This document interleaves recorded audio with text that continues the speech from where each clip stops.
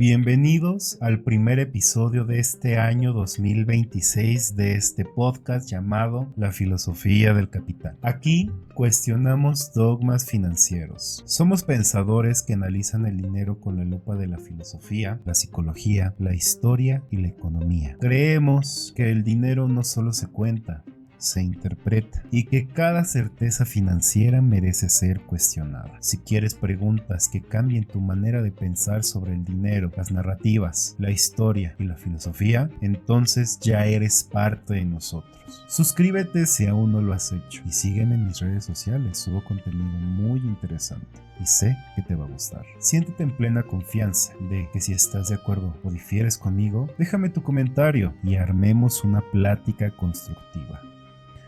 Bienvenidos. Somos filósofos del capital.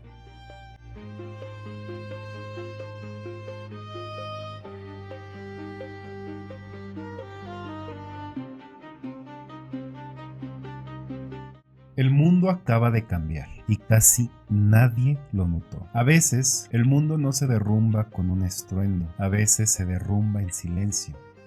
Y ese mundo es el orden mundial. Las potencias no dominan con armas, dominan con historias. Y las monedas viven de esas narrativas. Las narrativas que un imperio son capaces de contar sobre sí mismo. Durante un siglo, Estados Unidos no dominó al mundo solo con portaaviones o bases militares. Lo dominó con relatos. Por ejemplo, Hollywood creó héroes, villanos y estereotipos. Wall Street creó aspiraciones. Y el dólar creó obediencia. Las potencias no gobiernan únicamente territorios, gobiernan marcos mentales. Un marco mental define qué es normal, qué es posible, qué es impensable. Durante décadas se nos enseñó que el dólar es estable porque sí, el orden actual es natural y cualquier alternativa es caos. Eso no es información, eso es educación narrativa. Y aquí quiero ser muy claro. El verdadero adversario de este episodio no es Estados Unidos, no es el BRICS, no es China ni es Rusia. El verdadero adversario es la comodidad mental de seguir creyendo la historia que nos contaron sin volver a cuestionarla. El problema de esa historia es que la narrativa y los tres pilares que sostenían al dólar ya están fracturados. ¿Cuáles fueron esos pilares? El primero fue el oro, y el oro ya no está en manos de Estados Unidos. Para finales de los 60, Estados Unidos gastaba más dinero del que tenía. La guerra de Vietnam, la carrera espacial, programas sociales masivos, inflación oculta. ¿Qué fue lo que hicieron los países que tenían su oro en Estados Unidos? Lo exigieron de vuelta. ¿Y qué hizo Estados Unidos? Suspendió unilateralmente el sistema que él mismo había diseñado. Nixon anuncia en cadena nacional: a partir de hoy el dólar ya no será convertible en oro. El segundo pilar fue el acuerdo secreto con Arabia Saudita en los 70s. Tú vendes petróleo únicamente en dólares y yo te protejo. ¿En qué sirvió? En que el mundo necesitaba petróleo.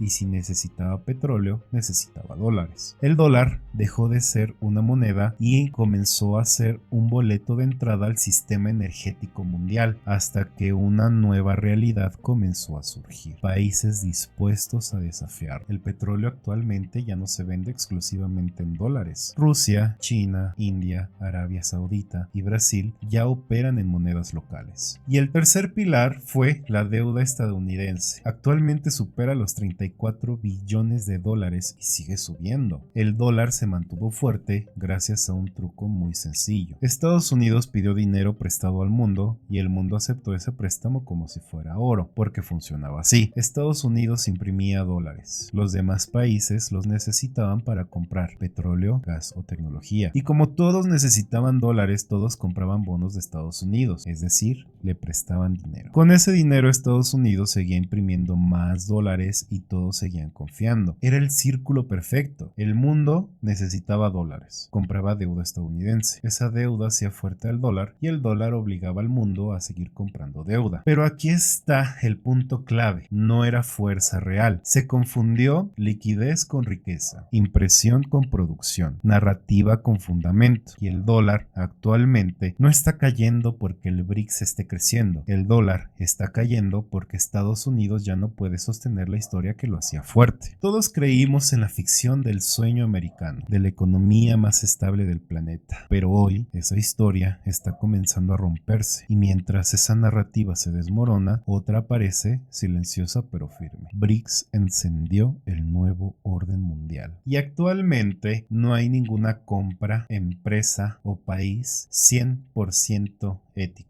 Todos inconscientemente estamos financiando guerras, explotación laboral, explotación infantil o asesinato ambiental. Cuando hablamos de Estados Unidos, del BRICS, del G7, de Europa, de China o de Rusia, tendemos a querer respuestas simples. ¿Y qué es lo que hacemos? Hacemos preguntas fáciles. ¿Quién es el bueno y quién es el malo? Pero la historia no funciona así. La política internacional es como el ajedrez. Cada pieza cree que está defendiendo la libertad, pero todas están peleando por un territorio. Estados Unidos construyó una imagen de defensor de la democracia, pero esa narrativa sirvió también para justificar sanciones, bloqueos, intervenciones militares, golpes encubiertos y robos.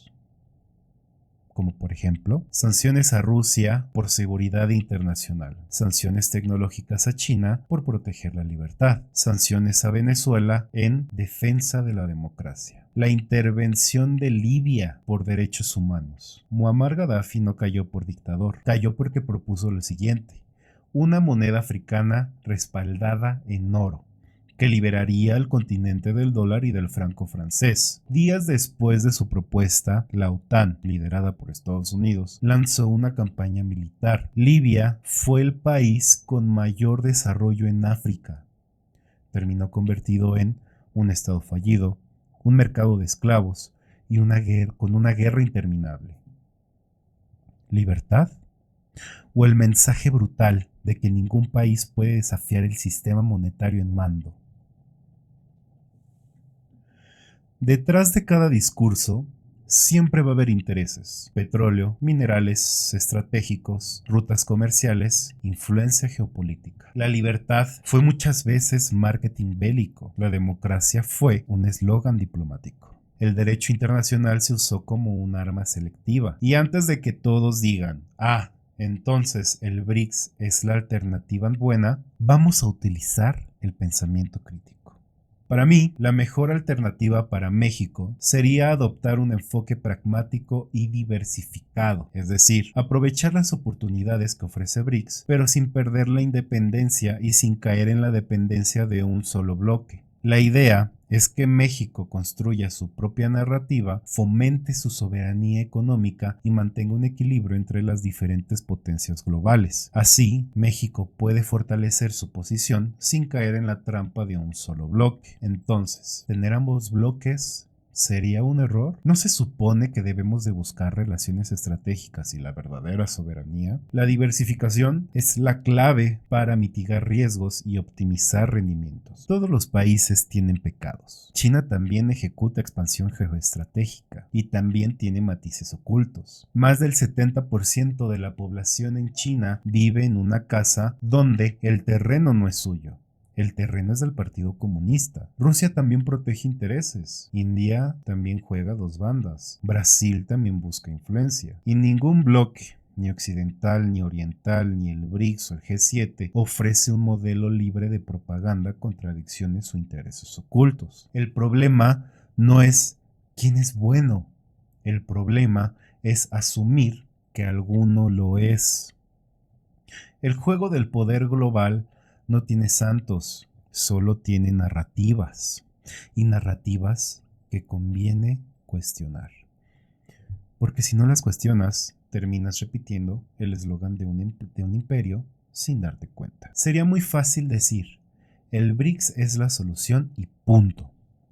Y no, eso también sería pereza intelectual. Sería cambiar una narrativa por otra sin pensar. Estados Unidos está en crisis, BRICS está en expansión y México, mi hermoso país México, está exactamente en medio, sin querer ser imperio, pero sin querer seguir siendo colonia económica. Este episodio es sobre lo que determina el futuro de los países y surge la siguiente pregunta: ¿qué significa esto para México? México ha vivido 200 años bajo la sombra narrativa del vecino del norte. Nuestro comercio depende de ellos, nuestro futuro depende de sus decisiones, nuestra seguridad depende de su agenda, nuestra percepción del éxito depende de su cultura. Entonces, ¿qué pasa cuando los BRICS ofrecen la narrativa contraria? Soberanía, multipolaridad, cooperación sin condiciones y, ojo, entre el dicho al hecho hay un gran estrecho.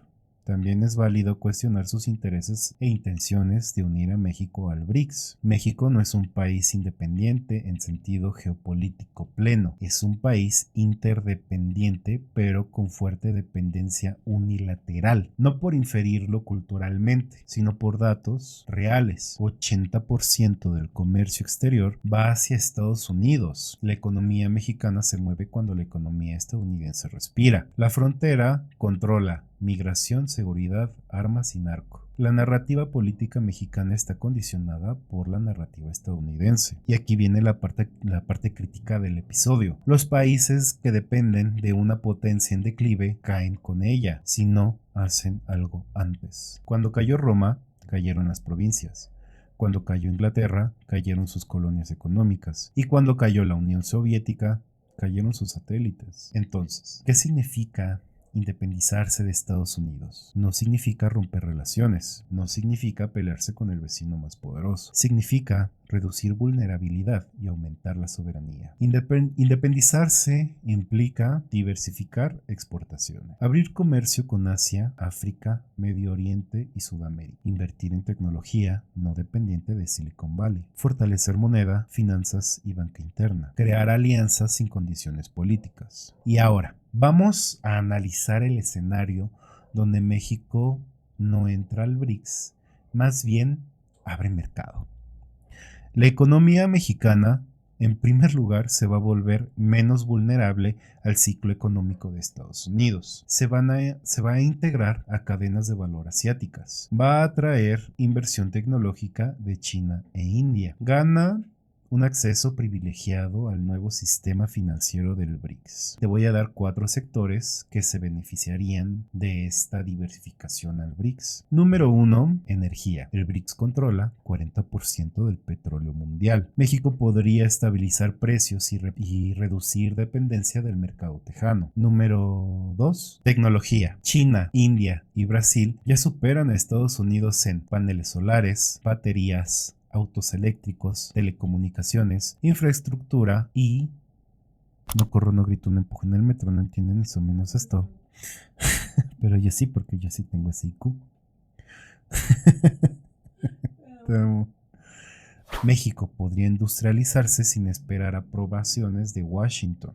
El siguiente sería la moneda. La nueva moneda del BRICS podría blindar reservas, reducir inflación importada, dar independencia financiera, disminuir el poder coercitivo del dólar. Y el último y el más importante, si hay un sector que define el futuro de México, no es la banca, no es la bolsa, no es la política partidista, es el campo. Porque cuando el campo se derrumba, no cae una industria, cae un país entero. Y aquí voy a hablar con total claridad. No te hablo desde libros, teorías o discursos oficiales. Te hablo desde lo que yo veo todos los días. Yo soy agente de seguros. Y la mayor parte de mi cartera está formada por comerciantes de la central de abastos de la Ciudad de México. Personas que siembran, cosechan, transportan y venden alimentos. Ahí es donde ves la realidad sin maquillaje. Lo que veo todos los días es esto. Productores que se levantan antes del amanecer, que trabajan la tierra durante meses, que dependen del clima,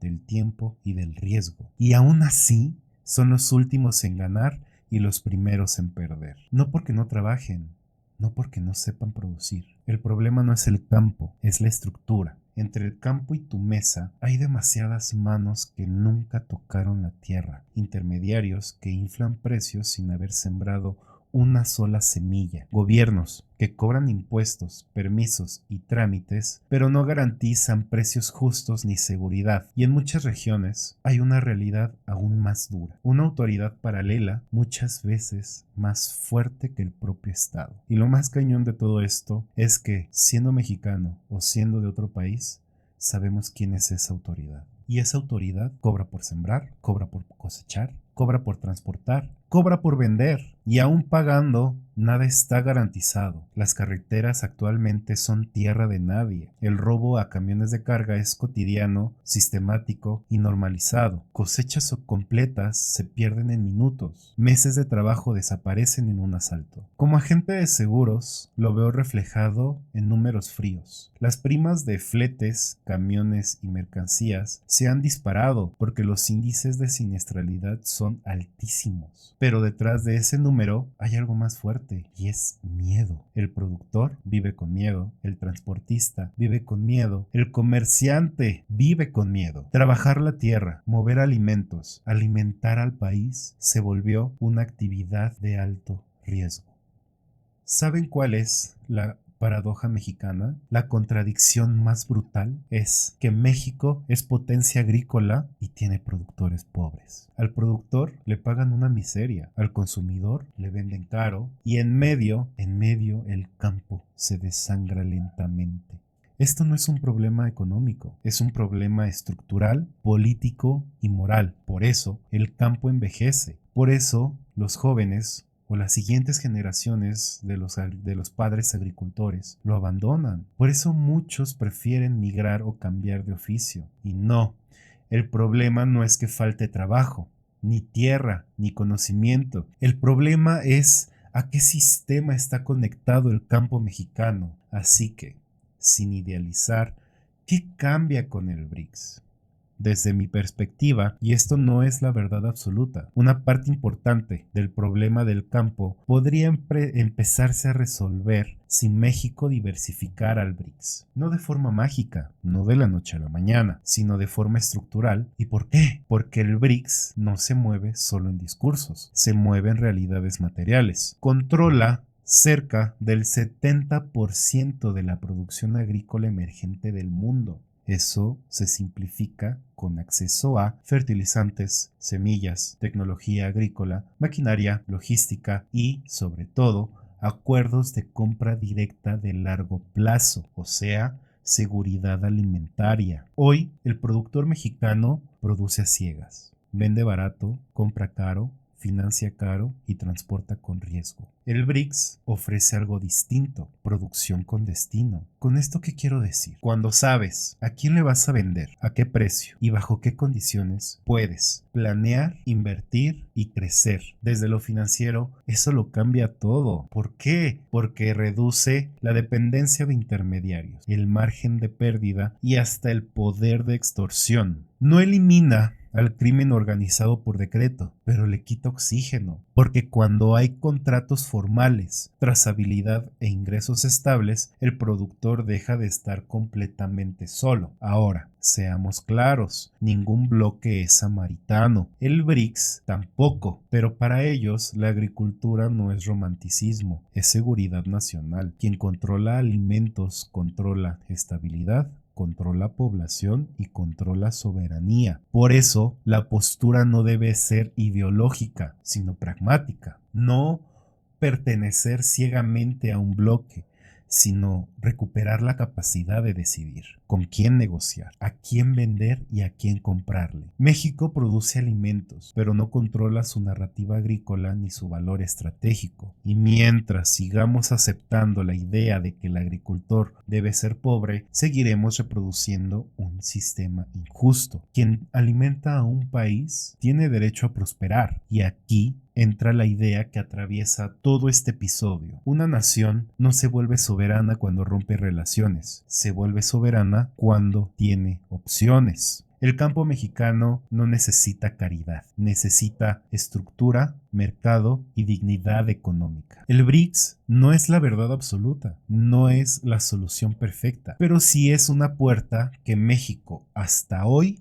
ni siquiera se ha permitido tocar y ha dado el lujo de rechazar. Un México dentro del BRICS convertiría al bloque en potencia agrícola, potencia manufacturera, potencia energética y potencia logística. México es la pieza clave que le falta al BRICS para consolidarse en el hemisferio occidental. Es por eso que nuestra integración no debe de ser absoluta, sino pragmática y solo de diversificación. El error más común es creer que cuando decimos Estados Unidos pierde liderazgo, estamos diciendo Estados Unidos va a colapsar. No, la lectura correcta es esta. Estados Unidos está dejando de ser el centro del mundo y está entrando a un sistema donde ya no manda solo. BRICS no va a desaparecer a Estados Unidos, le va a quitar el lugar VIP. El ascenso del BRICS no va a destruir a Estados Unidos, lo va a reubicar, lo va a bajar del primer lugar, no del mapa. Esto históricamente pasó con España, Inglaterra,